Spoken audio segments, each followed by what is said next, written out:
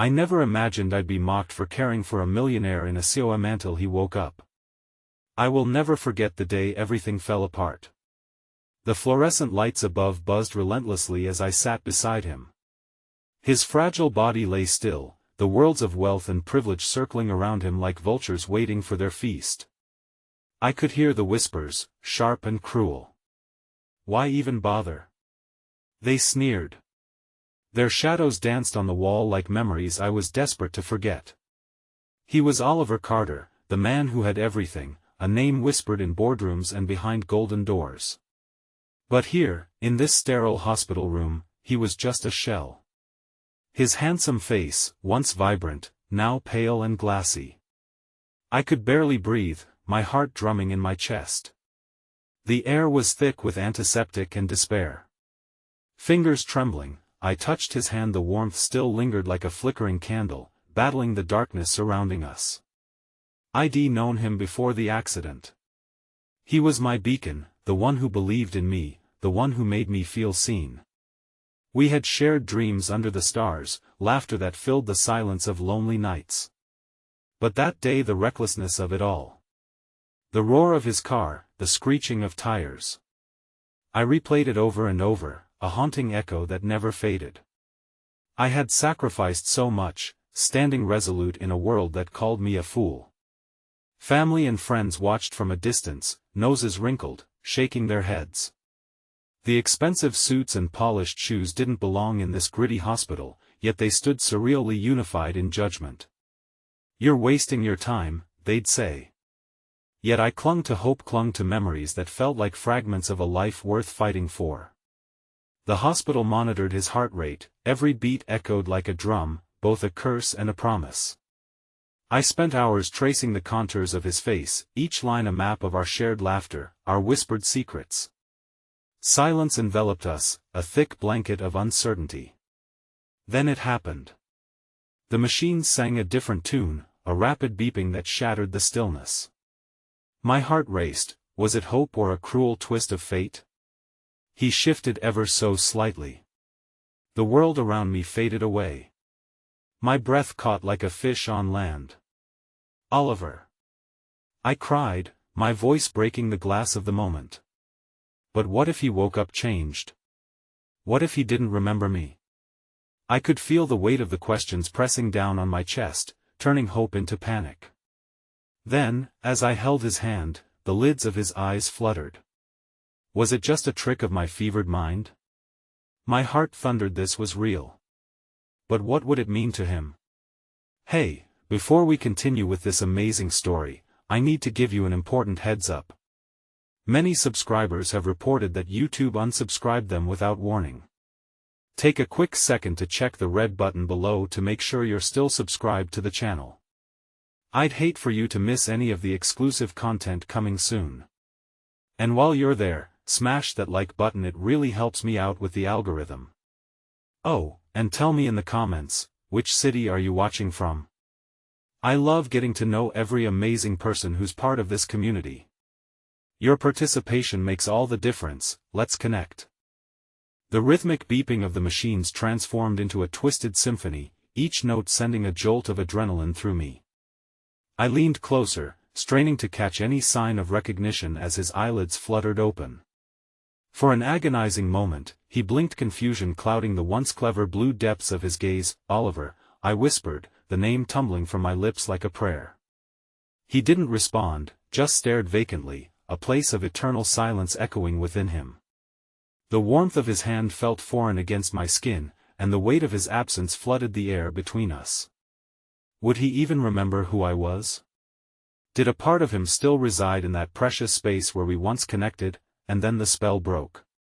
A flash of pain crossed his features, and I felt my heart splinter. My hand clenched around his as despair closed in.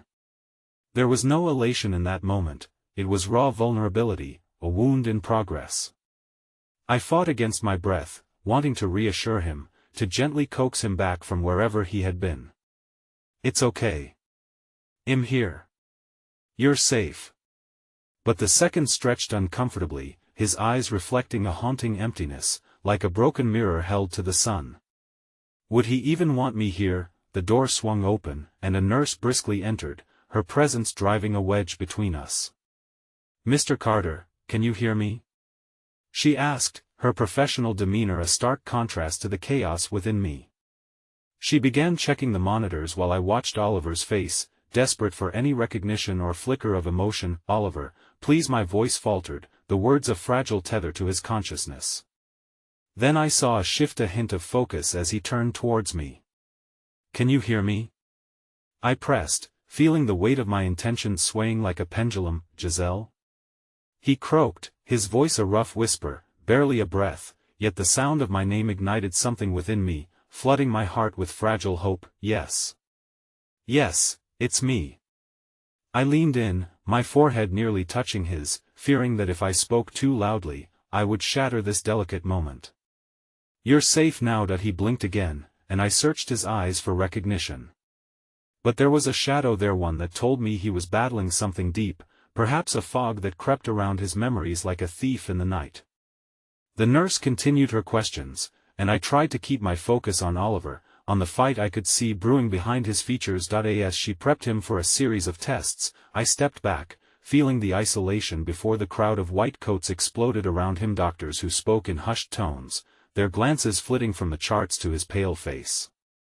I stood on the edge of their world, a fly caught in the web of a reality I wasn't entirely allowed to penetrate. "Is he going to be okay?" I asked one of the doctors, my voice rising above all the sterile murmurs, desperate for some assurance. The doctor met my gaze, his expression a mask of controlled assessment. "It's too soon to tell. The waking process can be unpredictable." The word echoed, twisting into a spiral of fears. What if Oliver couldn't find his way back? What if he lay trapped in a wooden box, memories like ashes scattered in the wind? I turned back to him, and for a fleeting moment, our eyes locked. There was something there, a pulse of recognition. It vibrated in the air between us, fragile yet potent. A world, forged in laughter and love, rose from the ashes of his coma. But fear lurked just below the surface, threatening to tear it apart again. Then, without warning, his eyes dulled, a flicker of anxiety crossing his features as he strained against the inevitable pull of confusion. "What happened?" he managed, the words spilling from his lips like a sinking ship. I could see the edges of his fears painting shadows on his face. I swallowed the lump that lodged itself in my throat. There was an accident, Oliver. But you're awake now."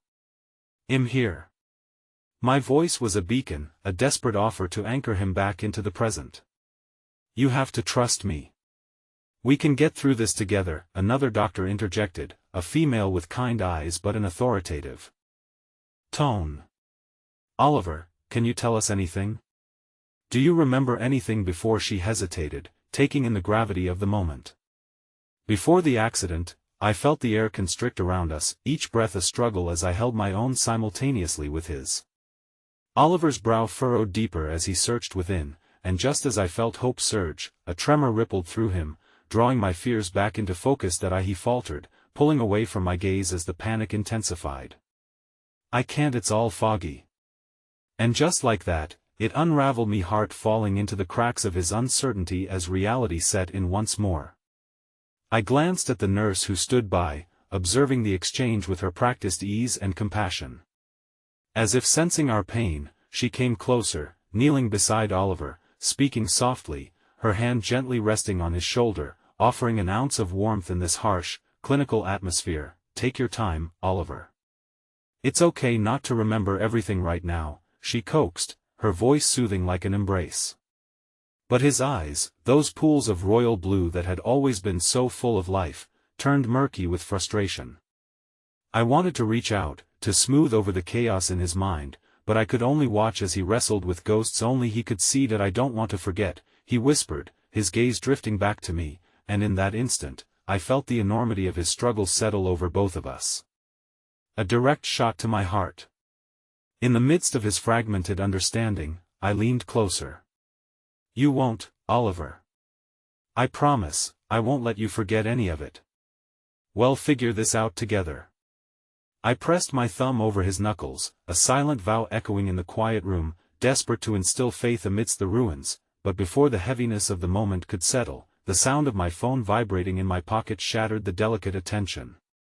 I glanced down, dreading what news could await me. The name flashing was unmistakable, a stark reminder of the world still swirling outside this bubble of chaos. Tony. My sister. She hadn't called me since the accident. My heart dropped, the weight of unanswered questions pulling me into an uncertain chasm. I hesitated, but a sense of urgency washed over me, and I stepped outside the room, leaving Oliver in the care of the nurses. Stay. The word lingered as the door clicked shut, sealing me outside from the warmth he still emanated, a tether tied to my heart that I answered, trepidation thick in my throat. Tony? What's wrong? And at that moment, the world shifted once more. The voice on the other end held a gravity I could never have anticipated, an urgency that cut through the layers of tension built in that sterile room. Giselle, you need to come home. It's about Mom. She's not well. My heart plummeted, an edifice built on hope and worry collapsing all at once. In the distance, I could almost hear Oliver's laughter, a sound that now felt like a lifetime away. As I stood there, torn between loyalty to my heart and my family, I realized that shadows had begun to surround me once again. This battle was far from over. The fluorescent lights buzzed above me, casting a harsh glow against my skin as I leaned against the cool wall outside Oliver's room. Tension coiled tightly in my chest, pulling me in two different directions. I could feel my sister's words vibrating through the phone like an electric shock. She's not well. The haunting rhythm replayed in my mind like an incessant echo, threatening to suffocate the fragile hope I had built around Oliver's awakening. Giselle, I need you here. I'm scared. Tony's voice trembled, a stark contrast to the composed sister I'd grown up with. It might be serious. I couldn't reach you, Andy. No. I can't. Not right now. My heart ached with the weight of my decision as I glanced through the glass window, catching a glimpse of Oliver, his pale, vulnerable form still tethered to machines, yet somehow exuding an ethereal strength that had drawn me in from the beginning.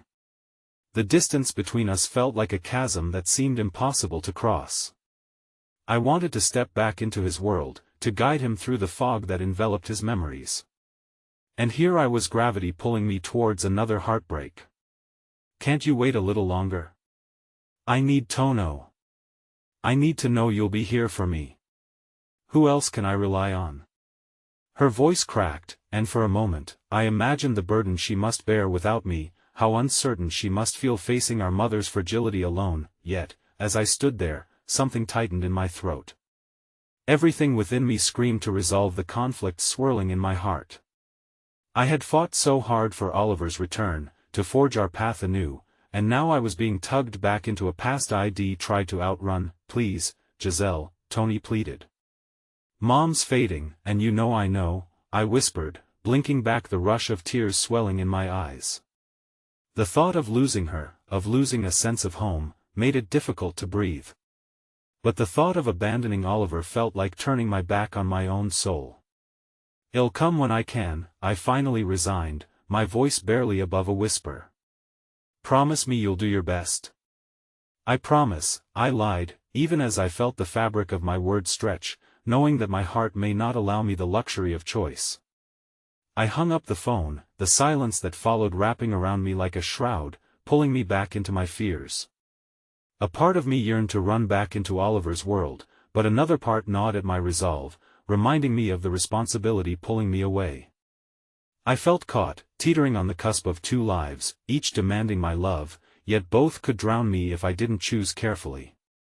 Suddenly, the door swung open behind me, and I jumped, spinning around to find a nurse smiling gently, her face a blend of understanding and compassion. You okay? I nodded, forcing the words around the thickness in my throat. It's hard. She stepped closer, her hand resting on my shoulder reassuringly. It's okay to feel overwhelmed. You're here for a reason, and it's clear how much he means to you. Don't know if I can handle this, I confessed, my voice shaky. What if he doesn't remember me? What if he doesn't want to come back to who we were? His journey back might not be clear, but the fact that you're here standing by him, it matters more than you realize. Just as I was about to respond, a soft sound drew my attention. I turned and saw Oliver's eyes fluttering open, fighting against the fog that still lingered. The moment felt electric, his gaze finding mine, that fleeting moment where clarity broke through the barriers of his pain. "Giselle?"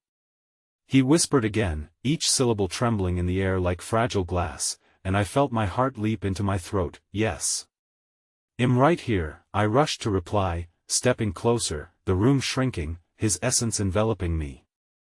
But then something shifted in his expression, as if he were grappling with a thread of memory slipping between his fingers. I could feel the weight of his confusion, his frustration spilling over. I can't see it clearly. Why can't I remember?" The nurse stood silently behind us, her presence adding a layer of warmth to the turmoil. "It's all right, Oliver. It's common after an injury like yours," she offered, her voice a soft murmur. But he didn't seem consoled, not yet. His gaze, usually so bright, was now cloudy with doubt. "But I can't forget you." Panic glinted in his eyes, stretching my heart thin. No. "You won't forget me," I breathed earnestly, stepping in closer so that he could feel my sincerity. "We have a history, Oliver. A life together. You have to trust that those memories are still with you, tucked away, waiting to come back." He looked unsure, the edges of his anxiety crinkling his brow as he struggled to forge a path through the fog. "Tucked away," he repeated, narrowing his eyes as if he were wrestling with an elusive thought. "Let's take it slow.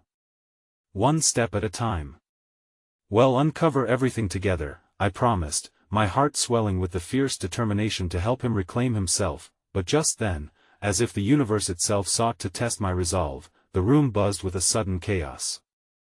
The monitor attached to Oliver began beeping erratically, the alarms ringing loudly, and my stomach plummeted as the nurses rushed in, purpose knitting their brows.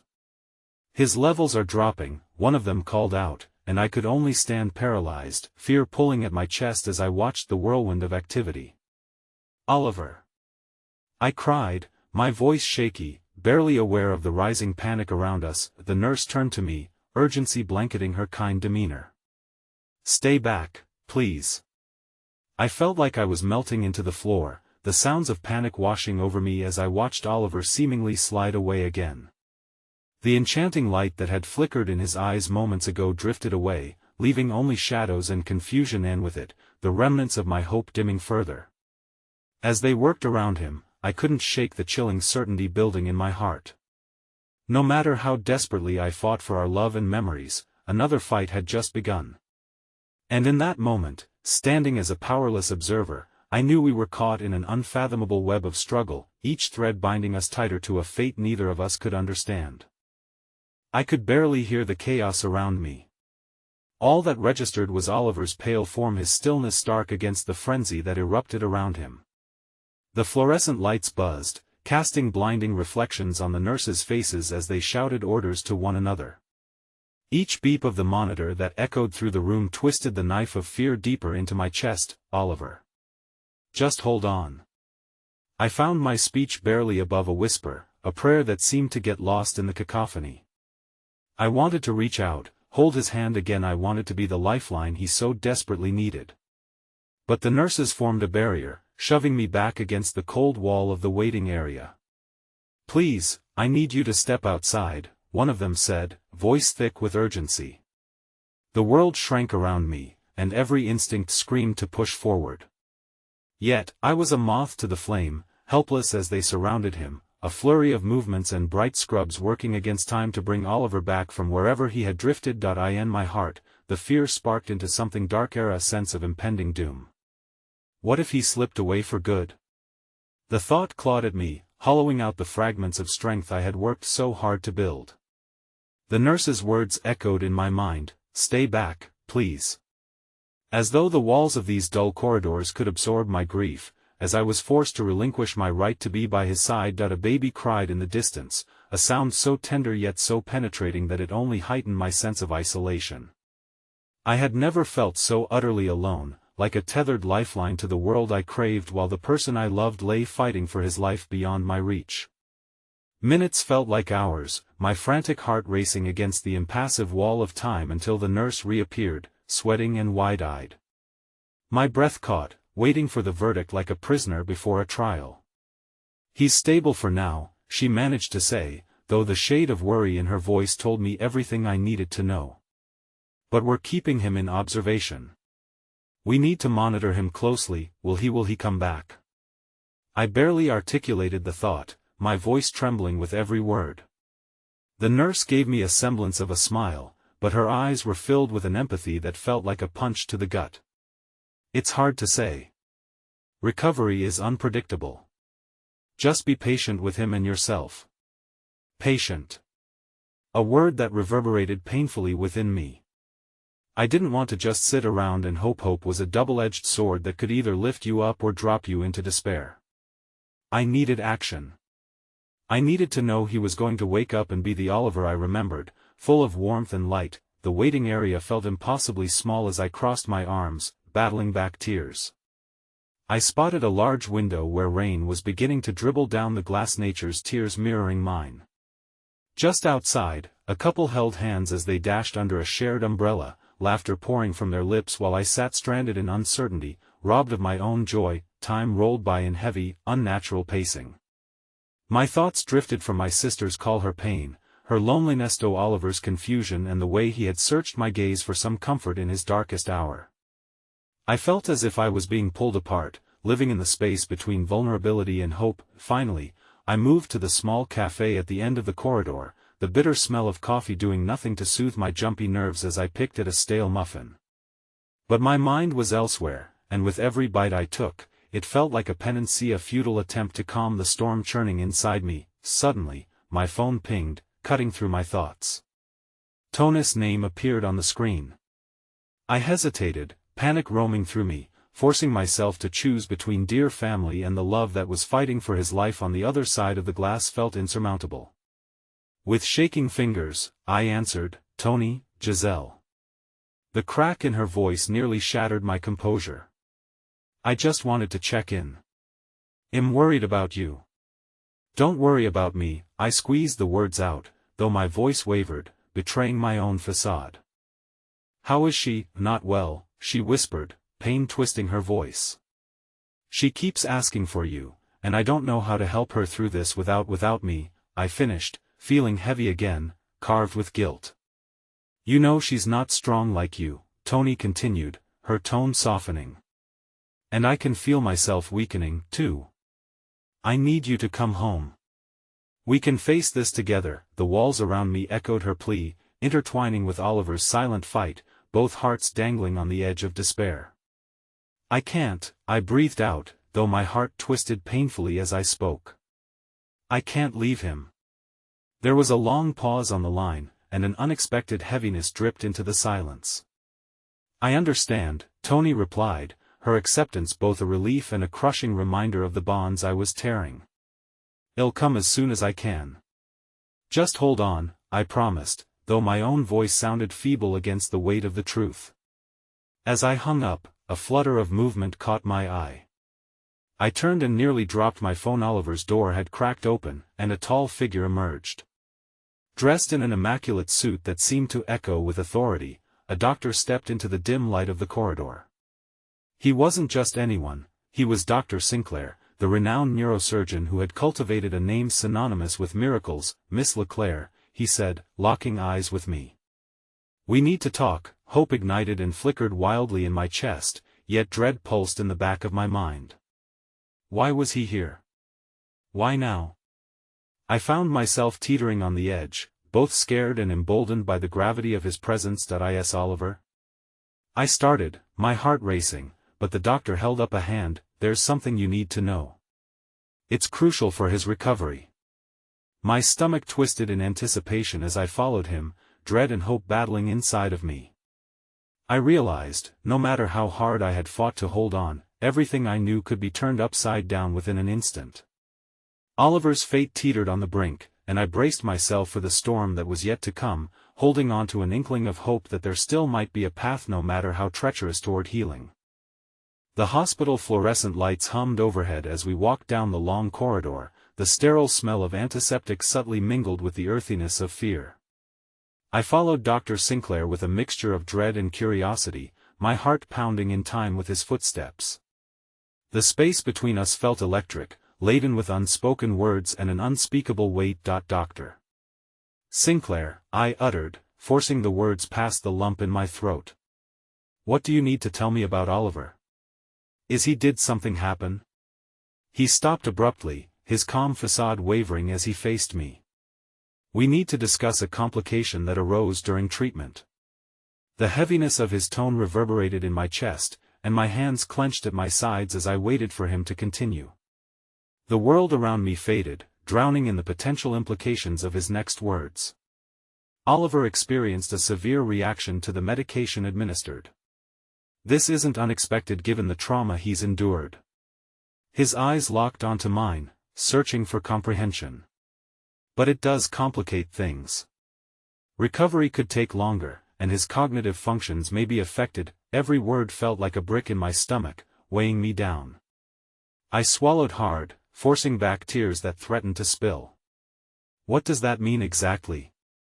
My voice trembled, a whisper barely escaping my lips. That it means we need to evaluate him continuously.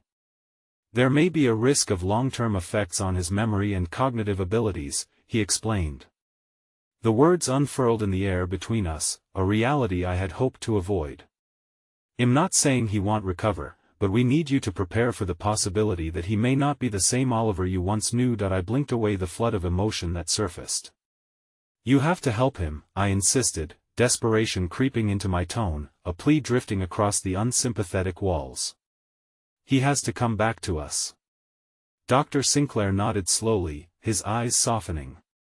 We will do everything we can. His condition is delicate, and your presence will be integral to his healing. He needs a support system, and the love you provide may aid his recovery more than we can quantify. Love. The word hung in the air, igniting the small embers of warmth deep inside me. It felt fragile, almost like glass, reminding me of the depth of what we shared, making the prospect of losing him all the more painful. I'm here.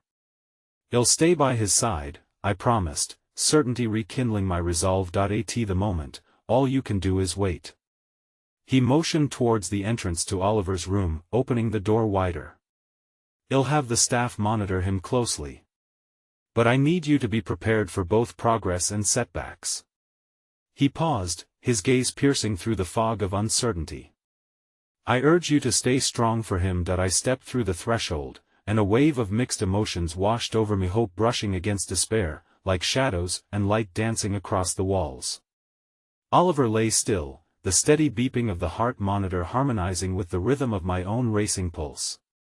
The machines were a dissonant reminder of his fragility, and I had never felt so desperate to hold on to someone as I did in that moment. Taking a seat beside him, I grasped his hand, the skin suddenly cold against mine.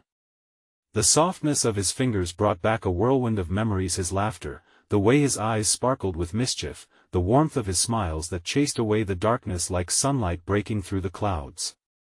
I traced patterns on his palm, willing the memories to some way spark him back into the world, whispering sweet nothings that only he could hear. Oliver, I murmured, tears spilling down my cheeks. Please don't give up on me. I'm right here. I believe in you. Fight for us. The stillness of the room enveloped us, broken only by the rhythmic beeping, but in that moment, the weight of my presence began to seep into the atmosphere like a gentle embrace. I could almost feel him reaching for me, lost in the depths of unconsciousness, desperately searching for a rope to pull him back. Just as I gathered the strength to keep going, a figure appeared in the doorway, casting a long shadow across Oliver's pale face. Startled, I turned to see an unfamiliar man, tall and elegant, dressed in an all-black suit that felt too formal for such a sterile setting. His eyes were sharp, calculations dancing behind them, and with every breath I took, unease curled within my gut. Who are you? I asked, masking my confusion with a brave front. That I believe you're looking for answers, he replied, his tone cool and detached. Oliver is a valuable asset, and I represent his interests. My heart dropped at the mention of his interests. I remembered the stories Oliver shared, how the world of finance entangled itself in every part of his life, and suddenly an avalanche of realization hit me. His world was filled with rivals and power struggles, each one waiting to sink their claws into the next opportunity. "What do you want?" I questioned, standing, determined not to let this man intimidate me. The man gave a small smirk, a calculated gaze lingering on Oliver. "To protect him, of course. You have something he needs, a piece of his world that he may not recognize even when he wakes. The question is whether he'll remember what's at stake." My pulse quickened, the air sharpening around us. "What do you mean by that?" Anger mingled with fear, swirling in a tempest within me. "He's not just a man in a coma, he's a key player in something much larger. His recovery is not merely a personal affair." His smile widened, a crocodile waiting patiently to strike. "And you're right to doubt his return to the same Oliver. You'll find out soon enough just how deep this rabbit hole goes." Before I could respond, he turned, walking away with an air of finality. I stood frozen in place, the words echoing through my mind as if they were a ghost haunting the silence of the room. A cruel predication that dappled my hope with doubt. The weight of his revelation settled on my shoulders, heavy and suffocating. I rushed back to Oliver's bedside, collapsing into the chair beside him.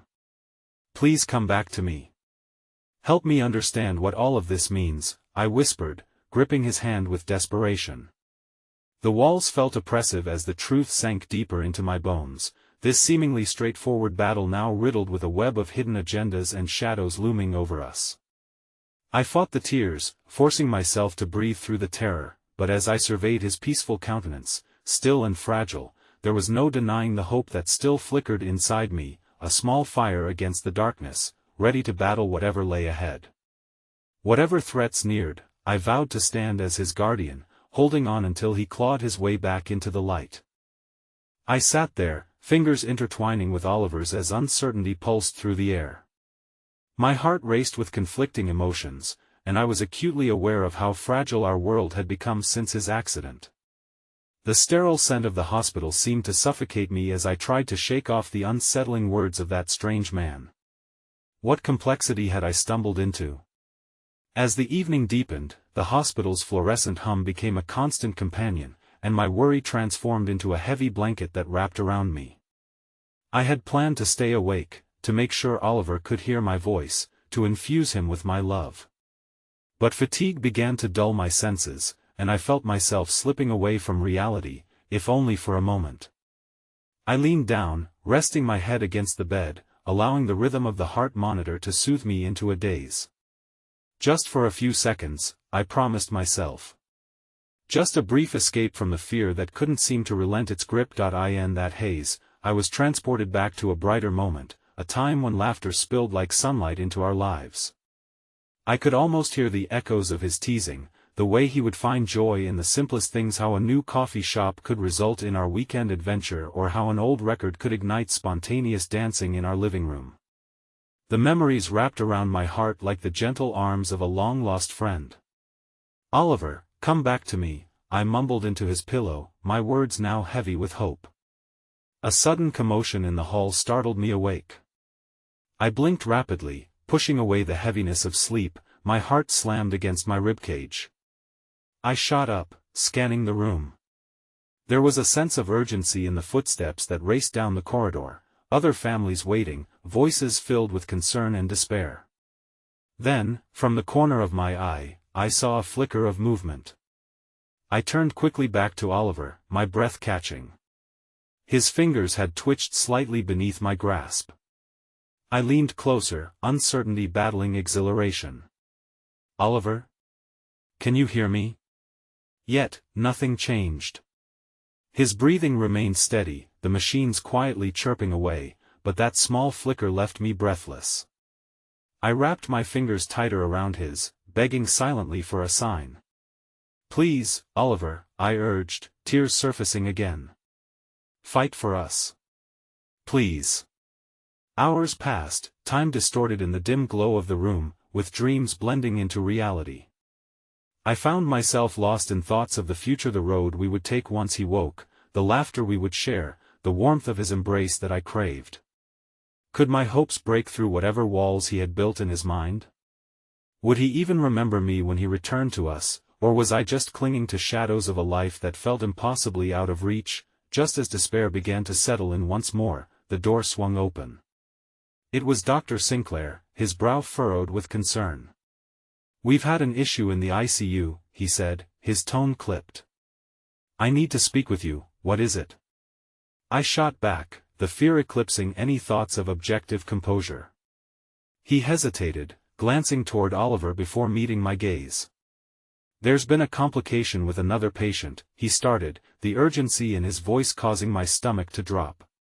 "An emergency has arisen, and we may need to transport Oliver to another unit. It's imperative that he stays under closer monitoring." "Transport? Why?" I could barely process what he was saying, panic threatening to overtake my senses. "There's been a breach in security. Medical staff are concerned about someone targeting patients in critical condition." His eyes bore into me, earnest and pleading. "We don't have all the details yet, but we need to make sure he's safe." I stood up abruptly, disbelief mingling with indignation. "You can't just move him. He's fighting. What if this disrupts his recovery?" "I understand your feelings, and trust me, I want what's best for him," he reassured, his manner softening slightly. "But staying put is not an option if there is a risk. I need your support in this decision." Racing thoughts consumed me. I had just started to grasp a thread of hope, and now it felt like another variable was being tossed into the chaos, one that could shatter our fragile world anew. "Do whatever you must," I said through gritted teeth, steeling myself against the flood of emotions threatening to overpower me. "But I'm not leaving him. I won't abandon him when he needs me the most." Dr. Sinclair nodded, and I could see the weight of the situation mirrored in his eyes. Without another word, he stepped back into the corridor, and I turned to Oliver. "I'm not leaving your side," I said fiercely. The decision felt both larger than me and simultaneously meaningless in the weight of my worry. But in that moment, as I gripped his hand tighter, I believed with every fiber in my being that I wouldn't lose him to shadows and secrets. He was worth more than the uncertainty, and I would be his light in the darkness. As the medical team moved to prepare for the transport, a distant commotion echoed down the hallway. Clattering voices turned into a fevered crescendo, sending chills down my spine. I clutched Oliver's hand, raw determination threading through my veins. Whatever was lurking beneath the surface, whatever threat loomed over our fragile existence, I vowed to face it head-on. Yet, just as they began to roll him out, a shout broke through the chaos. "Stop! Don't take him anywhere!" The voice rang out like a siren, filled with desperation, cutting through the haze of uncertainty. My heart raced as I turned to the source of the shout, and the world around me faded into an eerie silence. It was the man in the black suit, the one who had stepped into our lives with calculations and warnings. His eyes blazed with something fierce and unrelenting, and for the first time, I sensed he wasn't just a mere bystander. He was a player in a game far more dangerous than I had imagined. "Oliver doesn't belong here," he demanded, stepping closer. "And he can't be moved." My breath hitched in my throat, the anxiety wrapped around me as tight as steel. I felt the world tilt, caught in the throes of a secret I had yet to uncover, a fear once buried rising again from the depths. With dread coiling in my stomach, it dawned on me that the stakes had just risen dramatically. My heart pounded as I stood frozen, caught in the eye of a storm I had only begun to understand. The man in the black suit was an abrasive reminder that this wasn't just about Oliver's recovery anymore, it was about something much larger, something dark and tangled in the legacy he left behind. "Who are you?" I managed to ask, my voice shaking as I felt the weight of his gaze burn into my skin. He took a step closer, an air of authority surrounding him. "I'm someone who's very invested in Oliver's well-being, though our motivations may differ." "Invested?" I scoffed, disbelief flooding my voice. "He's lying in a hospital bed, and you're here to play games?" The man tilted his head, the faintest hint of a smirk touching his lips. "Games? Hardly. There are forces at play far beyond your understanding. Moving him could put his life, your life, at risk." I shook my head, refusing to let this stranger intimidate me. What are you talking about? Panic twisted in my gut. What do you mean forces at play? His expression shifted, becoming grave as he assessed me. There are people who believe that Oliver holds something of immense value. They don't care about his health or his life. To them, he's merely a pawn. My breath caught again, confusion layering over fear. Value? What could he possibly have that's worth risking lives? He stepped back, glancing over his shoulder, as if weighing the shadows creeping into our conversation. I can't explain it all right now, but you need to trust me. Trust you? My voice dripped with skepticism. You're the one who's just appeared out of nowhere, claiming to know what's best for him. How can I trust any of this? Because, he said slowly, meeting my eyes with a ferocity that sent chills racing down my spine, I'm the reason he's still alive. And if you move him, his voice dropped to a whisper, laden with an urgency that cut through my thoughts, he may not last long. The medical team halted, eyes darting between us. Dr. Sinclair returned, a frown etched on his face, aware of the escalating tension. The man turned to him, his demeanor hardening. Do not move him. It's not safe here, and he's been targeted. What are you implying? Dr. Sinclair's voice held disbelief, but the reality of the situation pressed heavily on all of us. The kind of people who are coming for him don't follow rules, especially not in a place like this, the man replied, his voice lowered to a conspiratorial hush. If you want to protect him, you need to listen to me. I was teetering on a precipice, each heartbeat echoing louder than the last as a million unspoken questions flooded my mind. Who was this man? How could he know Oliver?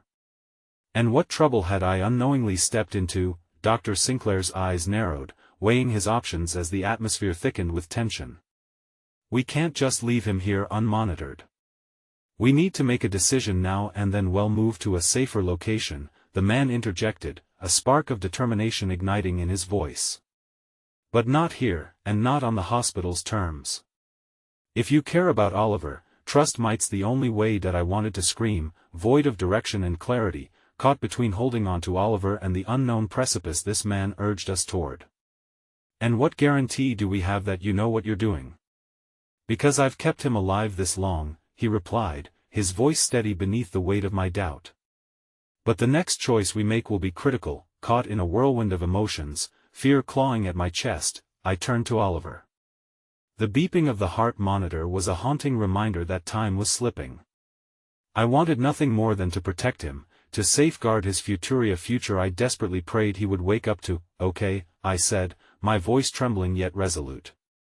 What do we do? The man's expression softened briefly, as if he appreciated my willingness to cooperate.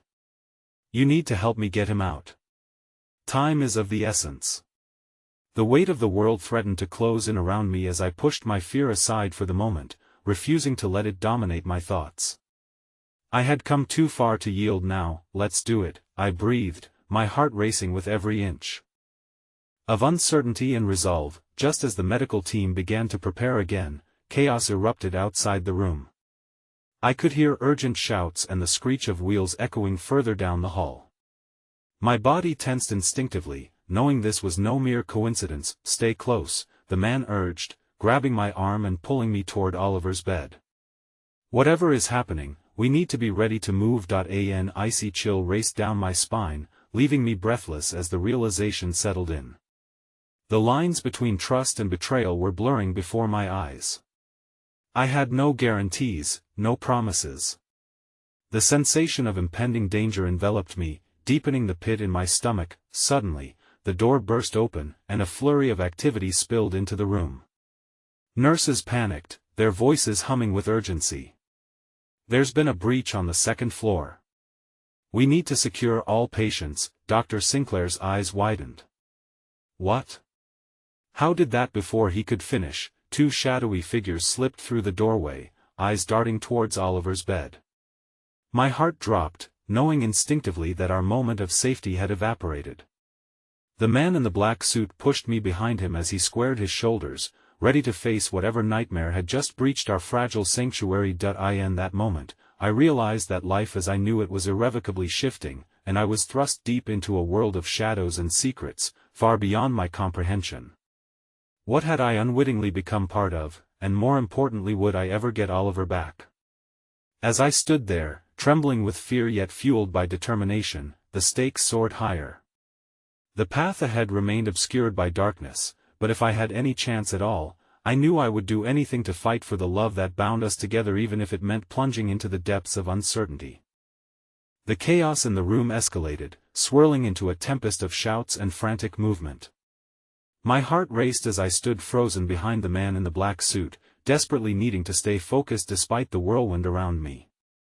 As the shadowy figures approached, the reality of our precarious situation settled heavily on my chest like an anchor dragging me deep into despair. Get everyone out.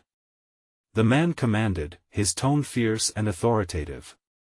The nurses scrambled, their faces devoid of color, driven by a primal instinct to protect themselves and the patients entrusted to their care.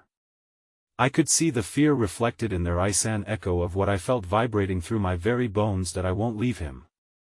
I protested, flinging my gaze to Oliver's still form, oxygen steadily flowing through the tubes connected to him. Not without him.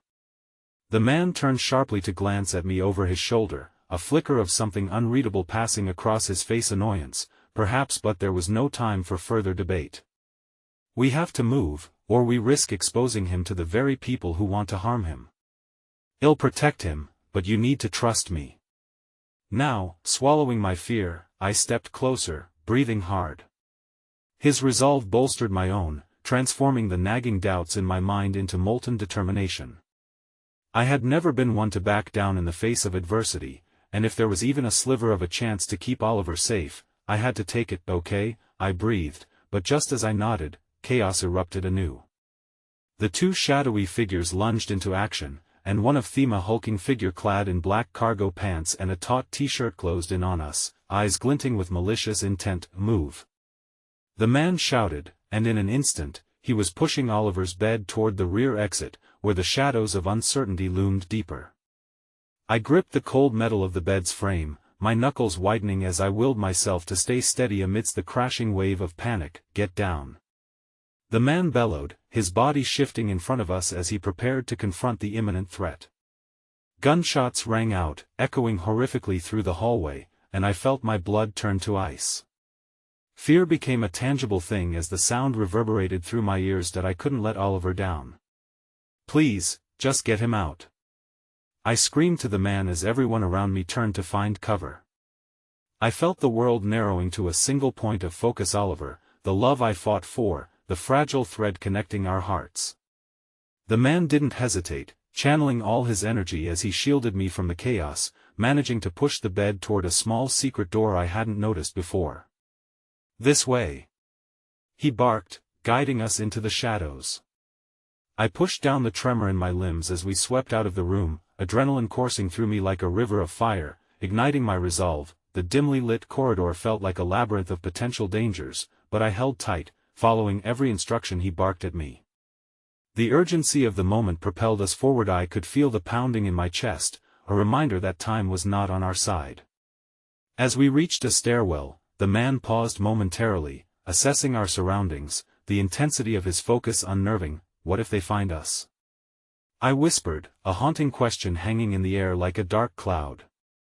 My mind flashed a myriad of images: Oliver lying unconscious, vulnerable and alone, while a hunter penned in for a kill prepared to pounce. The man's eyes flickered with fleeting concern, but he remained stoic.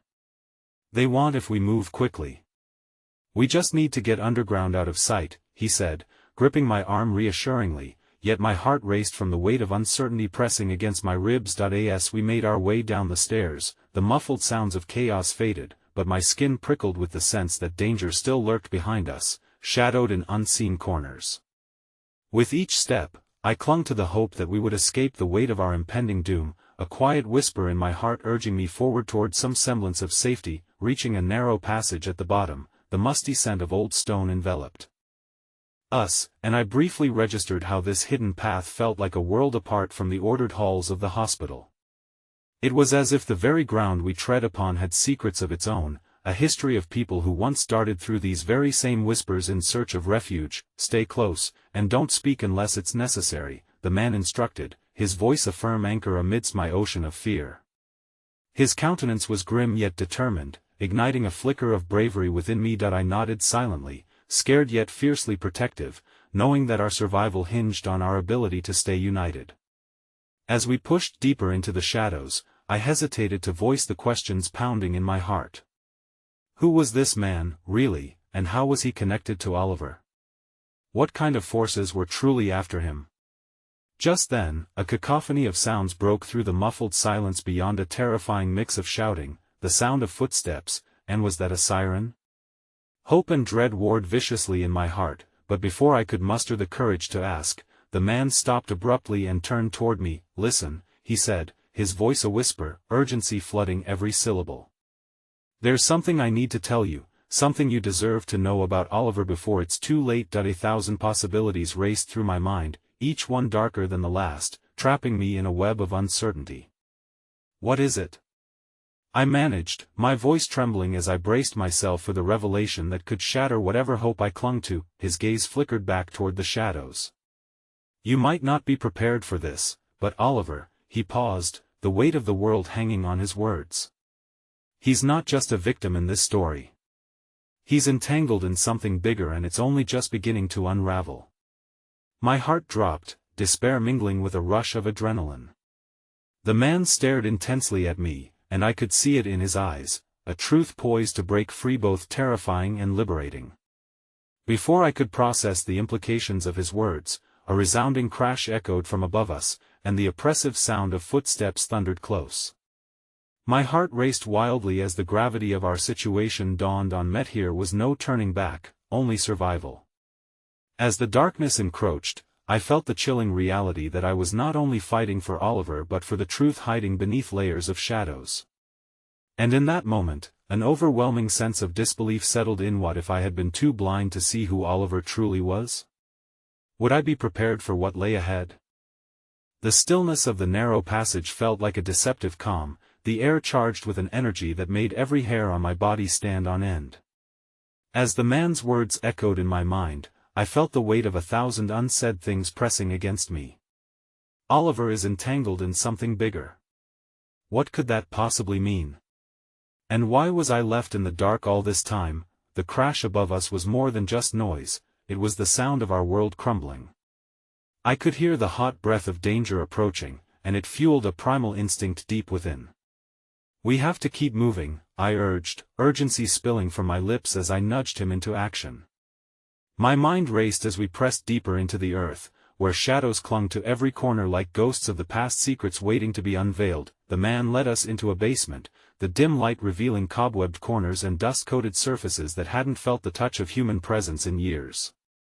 I curled my fingers around the edge of Oliver's bed, feeling the cool metal beneath my hands, a connection to the man who lay still, fighting his own demons while I faced mine. We stopped momentarily, catching our breath, but fear drummed steadily in my chest. I turned to the man, pleading. What do you know about Oliver? We need answers. My voice broke, tension fissuring the air around us. He hesitated, casting furtive glances toward the stairs we'd just descended. You need to understand that Oliver's not just. He's not who you think he is, he started, his brow furrowed with concern. There are things about his family, about his past, that go beyond anything you can imagine. My heart sank. What do you mean? So many questions rushed through my head, but all I could focus on was the fear of losing him, the fear of not truly knowing the man I loved. His family has ties to more than just wealth. He blinked rapidly, as if weighing his words carefully. There are debts, dark dealings that have followed them for generations. And Oliver, he's caught in the middle of it. He tried to step away, to break free, but they won't let him go that easily. A chill ran through me as if the temperature had plummeted. My thoughts spiraled. Had I unknowingly become entwined in a world haunted by betrayal and danger? Why didn't he tell me? Why would he keep something like this from me? Because he was trying to protect you, the man replied, his voice suddenly softer. He thought he could handle it alone, that he could shield you from the storm. He had no idea how relentless it would become. My heart ached at the thought of Oliver bearing that burden alone, fighting to protect me from truths that should have brought us closer together. So, the people after him, they want to use him, or worse. My voice trembled as I spoke, the reality stark and terrifying. Yes. They'll do whatever it takes to make sure he's compliant, he confirmed, the darkness creeping back into his gaze. And if you're connected to him in any way, you could also be at risk. We don't have time to waste. I need you to trust me. The implications of his words made my stomach churn. Trust had always been an open door for me, but this was a different kind of trust, one stepped in shadow and uncertainty, where every choice could lead down a path of ruin. As we stood there, grappling with our newfound reality, another crash echoed from above, this time accompanied by frantic footfalls that sped toward our location. My heart raced, adrenaline surging through my veins. We can't stay here. In a swift motion, the man pulled Oliver's bed toward another hidden passage, the air thick with dust and dampness. I trusted in the man's instincts, despite feeling like a moth drawn to a flame. What do we do now? I asked, urgency gripping my throat as we maneuvered through the tight space. Before we can think about escaping, we need to find a secure location. We need to get Oliver stable, and he hesitated, his expression darkening. We might also need allies. Allies? The word twisted a knot in my stomach. Who? People who fought against the same enemies. Those who want to help us, but it will come at a price, he said, though there was no warmth in his tone. The price of trusting others felt heavy on my shoulders. Just then, a cold draft swept through the passage, sending a shiver racing down my spine. I glanced back toward the entrance, sensing a shift in the atmosphere, like rays of light disappearing behind a storm cloud. What if we can't find anyone? What if it's just you and me?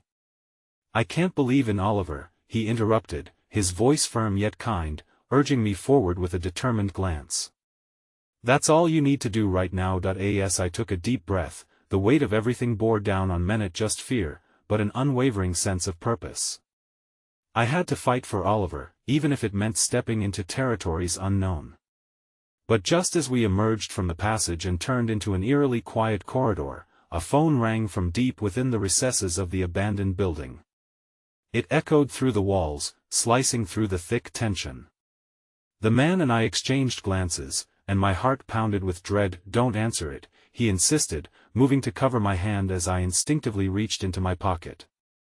It could be a trap. I didn't want to risk it, but deep down, I felt an irresistible pull toward the sound. It could be a lifeline, or, at worst, the final lure of our impending doom. In that moment, with choices spiraling and consequences lurking in the shadows, I felt the weight of destiny shift. Are you ready? He whispered, determination burning in his eyes as the phone rang once more, the sound reverberating through the suffocating silence. Before I could react, the phone clattered from my hand and fell to the floor, its screen illuminating a name that sent chills through my entire being. Oliver's family. Everything within me stilled, teetering on the edge of chaos once more, as a rush of fear and determination flooded over me. I knew then that this had only just begun. The echoes of chaos still lingered in the dark corridors as we moved deeper into the unknown, my heart pounding with every step. I clutched Oliver's hand tightly, the metal of the bed feeling cold against my palm, while fear twisted through my mind like a vine choking a budding bloom. The man beside me, this shady guardian of secrets, had peeled back a layer of revelation that weighed heavily on me. Would I ever truly know who Oliver was beneath the surface? Trust me, he urged softly, though uncertainty gnawed at my insides. I had trusted, had risked everything for moments of hope, but trusting him felt like jumping without a net. A phone call from Oliver's familiar name tainted with shadows and deceit threatened our fragile unity. I felt exposed, like a flickering candle in a storm, ready to be snuffed out at any moment. We emerged from one dark passage to another, and I could feel the threat of attention lurking somewhere in the air. Soon we reached a small room, dust hanging in the air like forgotten memories, the perfect refuge from prying eyes, at least for now. The man motioned for me to stay still, closing the door gently behind us. Oliver needs to be monitored closely, he said, his voice a low murmur. We have to stabilize him before making our next move. I nodded, feeling my heart flutter as I glanced back at Oliver, who lay still, his face etched with the faint outline of my fears. I couldn't shake the tumult within me, a cocktail of anguish mixed with the faintest flutter of something that felt like hope. The man began disconnecting the cables from his monitors, his brow furrowed in focus. "Why were you so eager to rescue him?" I asked, needing answers, needing clarity amidst the storm. "Because I owe him," he replied simply, as if that were an explanation enough. "I was there when his world crumbled. Someone had to step up, and I hoped I could help him navigate through it." His candor surprised me, striking a chord deep within my soul. As he worked methodically, I stared at Oliver's tranquil form, remembering moments spent under the stars and the way his laughter once lit up even the darkest corners of my life. But now those stars felt distant. The weight of what lurked beneath the surface bore down on me, and I couldn't shake the feeling that I was just a pawn riding along in a game far beyond my realm of understanding. Is he going to be okay? I whispered, the question barely escaping the walls of my throat. The man hesitated for a heartbeat. "We'll find out soon enough." The tremor in his voice echoed my own uncertainty, but still, a fragile determination pushed me forward. We needed to work together. I reached for Oliver's hand, feeling the warmth of his skin beneath mine, and rested my head beside him. "Please," I murmured, "come back to me." Tears pooled in my eyes, falling silently like unspoken prayers, carrying dreams and memories that had yet to be unearthed. Suddenly, a louder crash resonated from the other side of the door. My breath caught in my throat, and panic coursed through me. The urgency of our situation pressed back on me like a weight. They could be closing in. "Stay quiet," the man hissed, his eyes heated with intensity, leaning closer to assess the sound.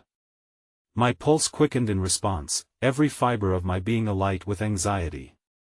I can't just hide while he's fighting," I whispered, dread curling in my stomach. "Look, I understand how much you care, but we need to be smart. Every move we make has consequences," he replied, an edge of frustration tugging at his tone. "Oliver's life depends on it, and what's going to happen if we sit here waiting? What if we're too late?" I shot back, breathing heavily, my heart racing as I wrestled with my thoughts. Before he could respond, the door swung open abruptly, and I was met with the imposing figure of a security guard, eyes blazing with authority. "Where is he?" the guard demanded, his voice cold like ice. Instinct kicked in, and I pushed Oliver's bed behind me, standing protectively in front of him. "You will not touch him," I declared fiercely, my heart pounding louder than the chaos outside. "Get out of the way," the guard snapped, pushing toward me. In that moment, everything hung in balance: life and death, safety and chaos, and I felt the surge of adrenaline pouring through my veins as I squared my shoulders, ready to defend Oliver at all costs. But suddenly, the man beside me moved past me, standing tall and defiant. "You shouldn't be here. You have no idea what you're getting into," he said, drawing the guard's attention away from me. The guard hesitated, confusion flickering across his face. "What are you talking about?" "We need to protect him." "Yes, but these aren't ordinary threats," the man asserted, his voice firm as steel. "Do you honestly think your safety measures are enough? You don't understand the forces at play. The stakes are far higher than you realize." The tension thickened in the air, and a suffocating silence stretched as the two men locked eyes, an unspoken duel unfolding between them. Finally, the guard let out a weary sigh, glancing back at me. "You're risking everything. We can't afford to have complications." "I can handle complications," I shot back, my voice cracking. "Enough." The man in black snapped, stepping closer to me, and I could see the fire behind his eyes. "We need to move. We're in too deep already, and if we don't stick together, none of us will make it out." The guard's expression softened, confusion etched into his features. "You don't know what lies ahead. If they find Oliver, it will be on my head to protect him." The words spilled from me without hesitation. "I've come too far to just let go now." Realizing how serious the situation had grown, the guard released a heavy breath, seeming to grapple with internal conflict. Fine, then. I'll help you. Why the change of heart? I asked, disbelief weaving through my pulse.